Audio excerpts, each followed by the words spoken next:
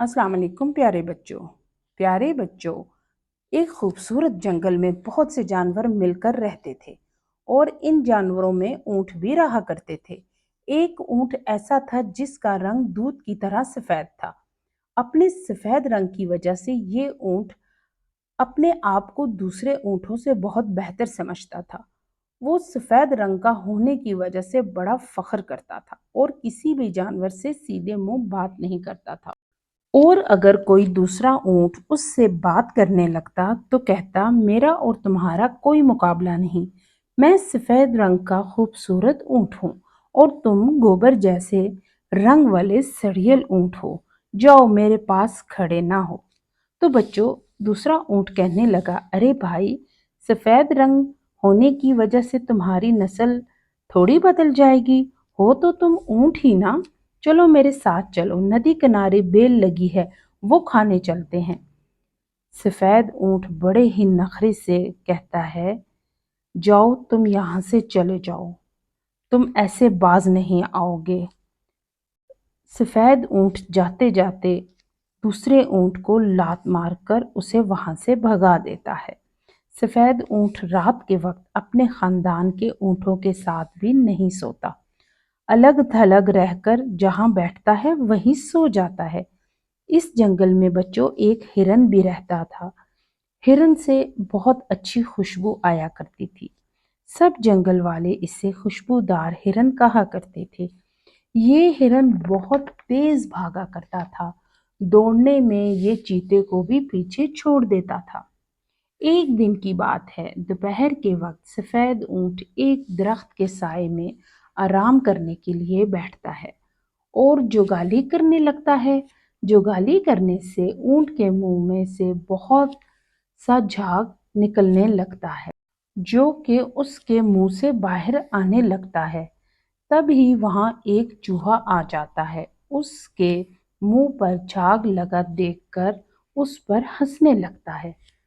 चूहे को अपने ऊपर हंसते हुए देखकर सफेद ऊंट गुस्से से कहता है, ओए गंदे बदबूदार चूहे, तू मुझे देखकर हंस क्यों रहा है?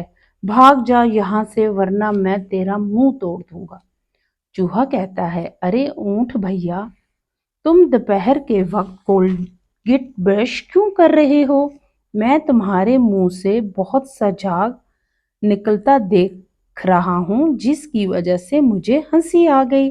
सफेद ऊंट कहता है, तुम्हारी आवाज मुझे नहीं आ रही, जरा मेरे कान के पास आकर बोलो। ऊंट अपना मुंह जमीन के करीब ले आता है।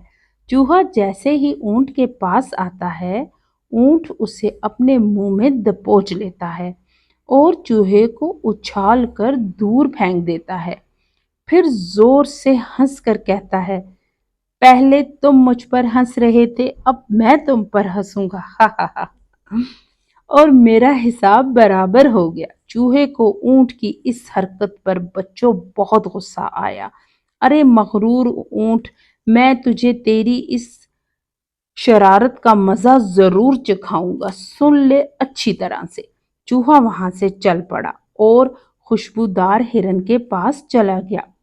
अरे हिरन भैया, वो सफेद ऊंट तो बहुत बदतमीज है, किसी से सीधे मुंह बात ही नहीं करता। उसे खुद पर बहुत फख्र है, क्या तुम उसका फख्र तोड़ सकते हो? तो बच्चों, हिरन कहता है, अरे चूहे, क्या हो गया है? सफेद ऊंट ने तुम्हारे साथ कौन सी ऐसी बदतमीजी कर दी?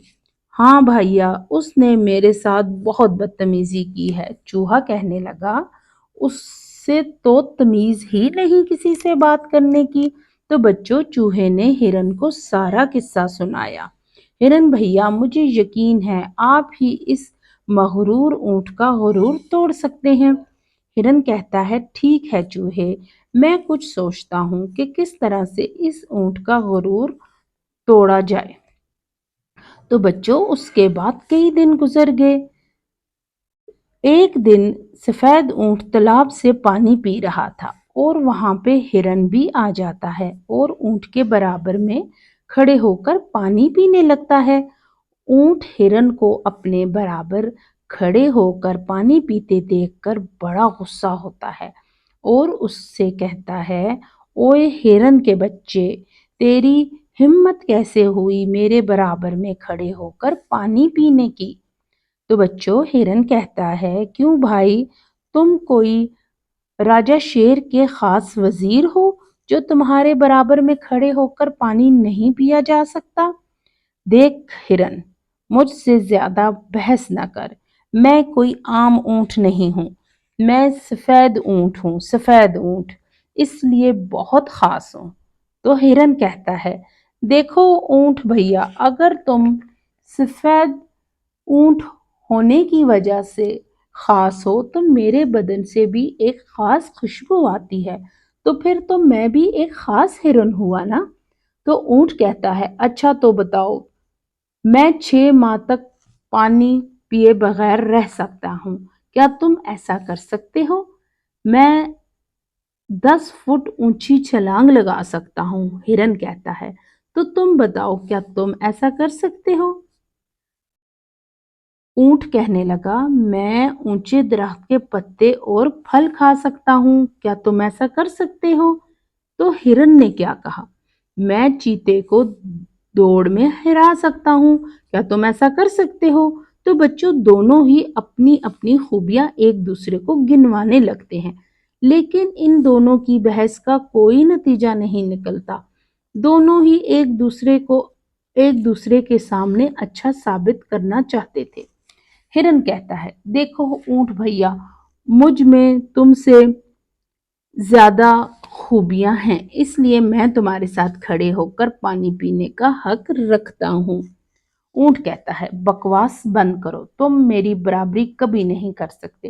تو بچوں ہرن کہتا ہے، دیکھو اونٹ بھائی، تم کو اپنے اوپر زیادہ ہی فخر ہو رہا ہے۔ ایسے کرتے ہیں، راجا شیر کے پاس جاتے ہیں اور ان سے فیصلہ کرواتے ہیں کہ ہم میں سے زیادہ بہتر کون ہے۔ اونٹ کہنے لگا، ہاں ہاں، راجا شیر کے پاس جاتے ہیں۔ اونٹ اور ہرن راجا شیر کے پاس جانے کے لیے چل پڑتے ہیں۔ کچھ ہی دیر کے بعد شیر کے غار کے پاس پہنچ جاتے ہیں۔ راجا شیر ان دونوں کو دیکھ کر کہتا ہے، کیا بات ہے، تم دونوں میرے پاس کیوں آئے ہو؟ تو بچوں ہرن کہنے لگا، راجا شیر، ہم آپ سے ایک فیصلہ کروانا چاہتے ہیں۔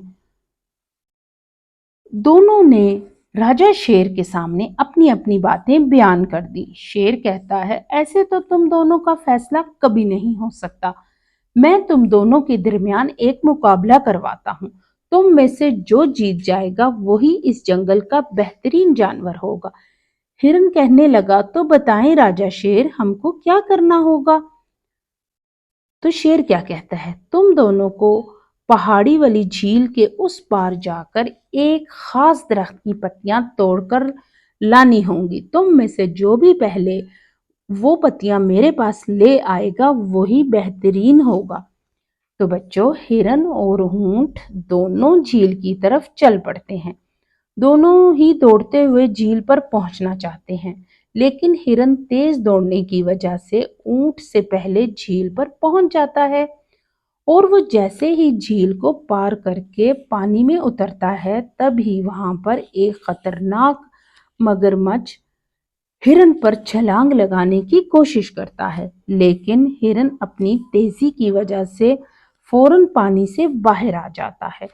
تب ہی وہاں اونٹ بھی پہنچ جاتا ہے اور ہرن سے کہتا ہے، کیوں بھائی، تم نے ابھی تک جھیل کو پار کیوں نہیں کیا؟